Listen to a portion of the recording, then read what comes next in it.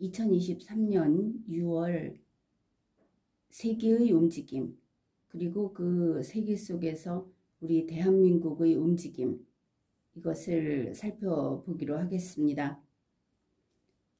기간은 2023년 6월 18, 19, 20, 21, 22일 대략 이 5일 정도 그동안의 일들을 살펴볼 겁니다. 먼저 대강을 보면 이렇습니다. 미국에서 중국 베이징으로 블링컨 국무장관이 갔습니다. 그 다음 블링컨 장관은 영국 런던으로 갑니다. 그래서 이걸 붉은색으로 이렇게 표시를 했습니다. 그 다음에 같은 이 기간에 중국의 총리가 독일에 가서 슐츠 총리와 정상회담을 합니다.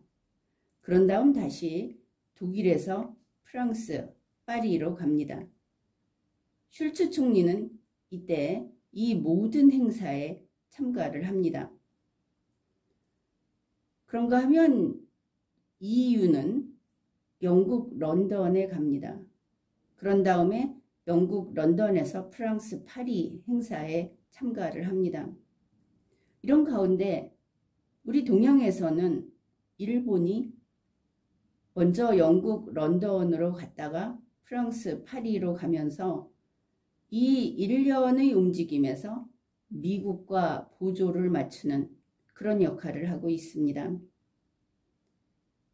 그런데 우연히도 우리 한국에서도 이러한 세계 열강들의 움직임과 발맞추어 프랑스 파리로 한국의 윤석열 대통령이 가는 겁니다. 그 다음에 파리에서 그 박람회 기구 프레젠테이션 참가를 한 후에 베트남 국빈 방문을 합니다. 이 계략적인 그림에서 볼 수 있듯이 세계 열강이 움직이는 이 같은 공간에 한국이 들어가기는 하는데 분명히 한국은 이렇게 별개로 따로 걷고 있다. 이것을 알 수 있습니다. 한국의 대통령은 프랑스 파리를 이 기간에 가지만 프랑스에 간 것이 아니고 이러한 국제회의에 간 것이 아니고 별개의 2030 국제박람회기구 프레젠테이션 행사에 참가를 한 겁니다. 2030년 부산 엑스포, 그런데 그보다 앞서서 2025 엑스포는 일본 오사카에서 개최하기로 됐습니다. 자, 이러한 움직임을 한번 보고 이제 좀 세부적인 것을 살펴보기로 하겠습니다. 6월 19일에서 20일까지를 먼저 볼 겁니다. 왜냐하면 이 유럽 쪽하고 우리 한국, 미국까지 본다면 한 이틀 정도를 모아서 보면 그 시차를 무시하고 이렇게 이야기를 전개할 수 있는 겁니다. 구체적으로 6월 19일에 미국의 블링컨 국무장관은 중국의 시진핑 주석과 회담을 합니다. 한 30분 정도 한 것으로 되어 있습니다. 그런데 이것은 대단히 중요한 사건입니다. 이 회담이 진행되는 것을 앞두고 그리고 바로 그 시기에 어떤 일이 있었는가? 영국의 런던에서는 이 6월 19일에서 20일 사이에, 그러니 영국의 런던에서는 우크라이나 재건회의가 개최가 됩니다. 형식적으로는 영국과 우크라이나가 공동 개최하는 것으로 되어 있습니다. 여기에는 G7, EU, 여기를 포함해서 61개의 국가 및 지역이 참가하고 국제기구가 33개, 그리고 400여 개의 기업이 참가하는 아주 큰 회의인 것입니다. 여기에 일본의 하야시 외무대신이 20여 개의 기업과 지카 등을 포함하는 여러 개의 그 국제기관들, 일본의 기관들을 대동하고 이 회의에 참가합니다. 하야시 외무대신은 이 영국 런던의 우크라이나 재건회의 기회에 G7 외교장관 회의를 개최해야 한다 이런 발표를 했고, 실제로 G7 외교장관 회의는 바로 개최 하루 전에 발표가 됐고, 여기서는 왜 이것을 준비했느냐 하면은 블링컨 국무장관이 시진핑과의 회담을 하고 그 결과에 따라서 그러면은 G7에서도 중국에 대한 인식을 조정하겠다. 중국과 같이 갈 것인지 중국을 배제할 것인지 입장을 정하겠다 하는 그런 이야기를 하면서 사실은 이 회담을 뒷받침하면서 이 회의를 기획했다. 이렇게 볼 수 있는 면이 있습니다. 그리고 이 같은 시기에 일본 도쿄에서는 G7 교통장관 회의가 개최됩니다. 미국의 교통장관 부티지지가 이 일본에 와서 한 이야기가 역시 블링컨 시진핑 회담에 대해서 이야기를 합니다. 중국은 중국과의 이번 회담 이것을 보면서 미국의 입장이 이런 것을 알아달라 하는 것을 알 수 있는데, 미국은 중국에 대해서 디커플링, 관계 단절을 원하는 것이 아니라, 물론 관계 단절이 아니고 이것을 버리고 무엇을 하겠다 이거는 아니고, 그거보다는 다양화와 디리스킹, 탈위험 이것을 원한다 이렇게 밝혔습니다. 특히 어떤 분야에서 그런가 하면 안전보장 그리고 기후변화 대책, 여기에 대해서 미국과 중국이 이거를 관리해야 한다. 부티지지 장관의 이야기로 보아도 이미 이 시점에 미국은 세계에 중국과 미국 쌍두제로 관리를 하겠다는 의사표현을 한 것을 알 수 있습니다. 이 우크라이나 재건회의라고 하는 것은 세계가 우크라이나를 대하는 그 기본 입장이 조금 바뀐 것을 보여주기도 하고, 또 모두가 지금까지 이것을 준비해왔던 그런 그래서 이미 시작해왔던 그런 회의인데, 일본의 하야시 외무대신은 20여 개 기업과 이런 기관들을 이끌고 갔다 이렇게 이야기하지 않았습니까? 그런데 이것이 영국과 우크라이나 측에서 초청을 받거나 요청을 받은 이미 그 정도까지 진전이 된 기업들이라는 것이 보도되었습니다. 실제로 이 재건회의에 있어서 하야시 외무대신은 일본이 이런 걸 하겠다 그렇게 밝혔는데, 잔해 처리, 지뢰 제거, 교량이나 관계시설, 이런 인프라 복구, 원격 의료 서비스, 이런 구체적인 것들을 나열을 하면서 일본이 여기에 참가를 하겠다 이렇게 밝혔습니다. 거기에 비해서 우리 한국에서는 박문규 국무조정실장이 참석을 했습니다. 한국에서는 원희룡 장관의 말을 빌어서 나온 보도에 따르면 철도 여기에 중점을 두고 있는 것 같고, 그 다음에 정부 간의 양해각서를 바탕으로 스마트시티를 조성하고 인재 양성을 돕겠다. 그래서 우리가 그 지뢰 제거 장비를 지원을 한다고 했던 뉴스를 본 것 같은데, 거기에 대한 이야기가 이번에는 나오지 않아서 국민으로서는 의문이 커가는 상황입니다. 분명하게 보도된 것은 한국이 돈 주겠다고 이번에 발표했다는 겁니다. 2022년에 1289억 원을 지원을 했는데 2023년에는 그보다 더 늘려서 1670억 원을 지원할 계획이라고 한 것이 현재 보도되었습니다. 그런데 이 우크라이나 재건회의에서 젤렌스키는 화상으로 참가를 했다 이렇게 돼 있는데, 이번에 이게 있으면서 우크라이나가 나토 정상회의에 참석하는 거, 나토의 절차를 무시하고 회원국으로 들어가는 거 모든 게 불가하다 하는 게 점점 명확히 되어가고 있고, 거기에 대해서는 리걸마인드 연구소가 이미 방송을 했습니다. 우크라이나를 어떻게 보고 있는가? 여기에 대해서 하야시 외무대신이 밝힌 내용을 보면 참고가 될 것입니다. 그는 이렇게 말을 했습니다. 우크라이나를 지원한다. 그러나 그보다 먼저 우크라이나의 부패를 싹 다 잡겠다. 이런 이야기를 한 겁니다.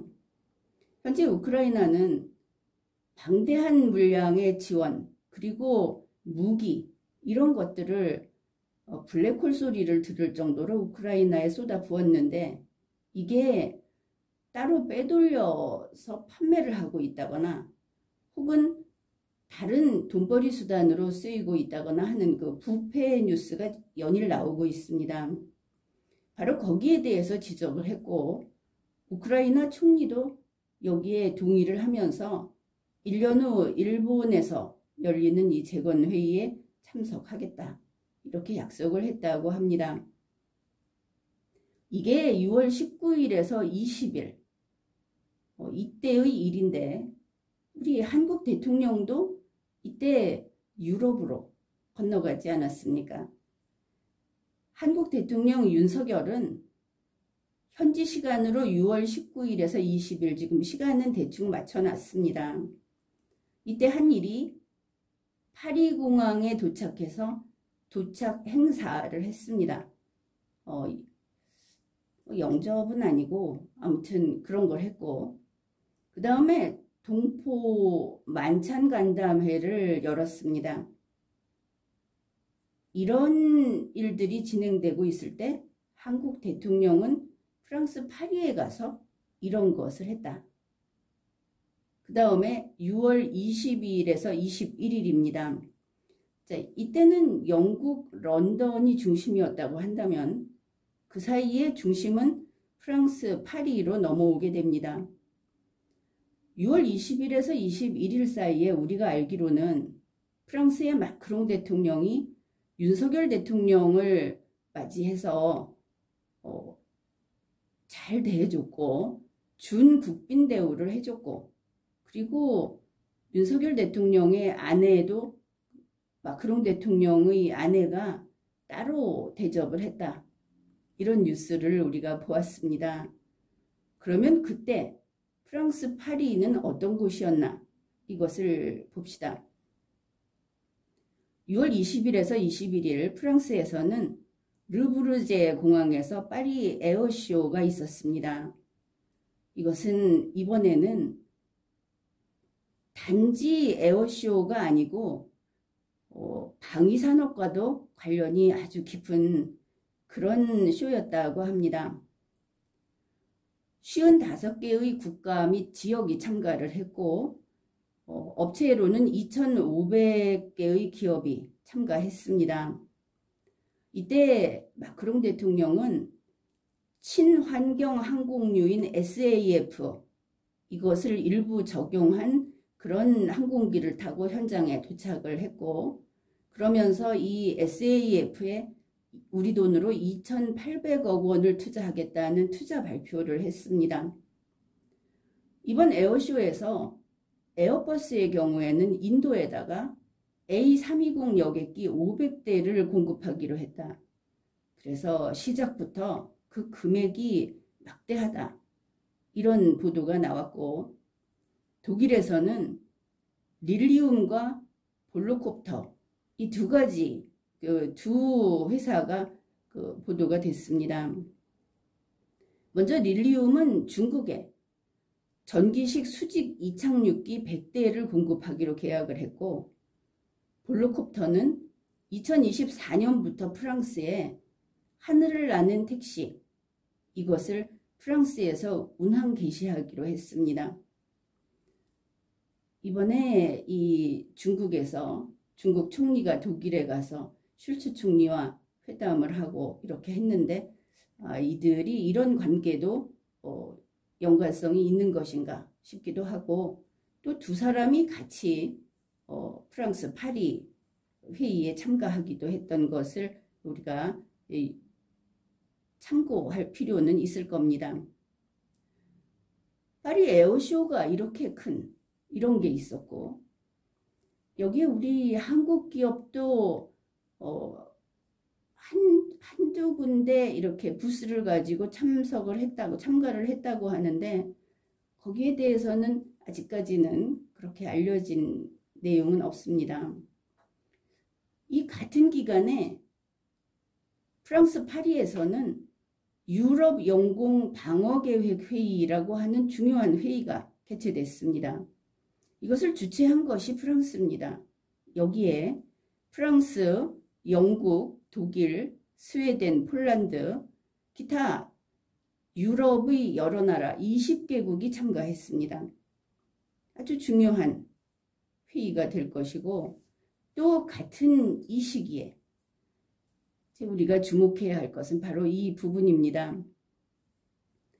파리 브롱냐르 궁전에서 개최가 된 이 새로운 글로벌 금융협정을 위한 정상회담, 이것 때문에 세계 각국은 긴장하고 있기도 하고 또 대단히 주목을 받고 있는 그런 회의입니다.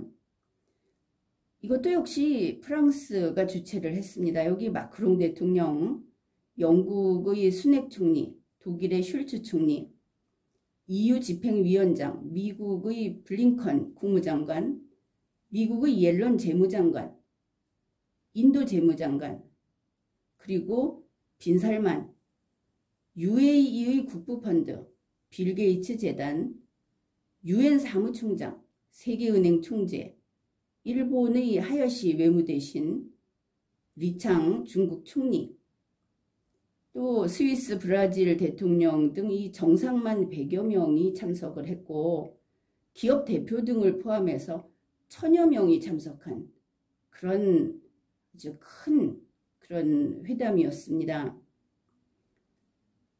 이런 것이 바로 이때 프랑스 파리에서 진행되고 있었다. 그런데 바로 그때 우리 한국 윤석열 대통령은 무엇을 했는가? 현지 시간으로 6월 20일에서 21일 이 부분입니다.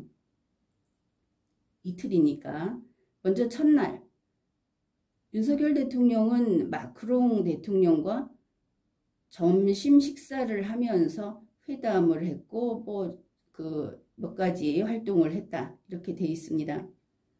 이걸 보면 이때 마크롱 대통령이 얼마나 바빴는지, 세계 열강들이 파리에 모여 있고 이거 말고도 UN 여러 기구에서 지금 파리에서 회의를 진행하고 있습니다. 바로 그런 때에 윤석열 대통령은 이 박람회 프리젠테이션 참석을 하기 위해서 왔고, 그리고 한국 대통령이 왔으니까 이렇게 접대를 한 겁니다. 같은 날 오후 3시에 윤석열 대통령은 국제박람회 기구의 프레젠테이션을 합니다. 프랑스 정부의 행사를 간 게 아니었던 겁니다. 또 청년 미래 혁신 세대 대화를 개최하는데, 이거는 스테이션 F라고 하는 프랑스 파리의 시설을 이용해서 이런 행사를 했고, 다음날 오전에는 유럽 지역 투자 신고식에 윤 대통령이 참석을 합니다. 이때는 파리 시내의 호텔에서 이것을 진행했다고 합니다. 그리고 파리 디지털 비전 포럼을 개최하는데 소르본 대학의 시설을 활용해서 이런 행사를 했다고 합니다. 그런 일을 하고 우리 윤석열 대통령은 베트남으로 국빈 방문을 떠나게 됩니다. 그래서 이러한 세계의 움직임과 한국의 움직임을 한눈에 이렇게 볼 수 있게 정리를 해 보았는데, 이걸 보면 바로 같은 시기, 같은 프랑스 파리, 이때 윤석열 대통령도 파리에 있었고 이렇게 했는데, 역시 세계와 따로 걷는 한국, 대한민국은 이 중요한 시기에 파리의 박람회 기구의 행사에 갔다가 베트남으로 빠져나와 버렸다. 이것을 확인할 수 있는 겁니다. 지금까지 리걸마인드 연구소였습니다.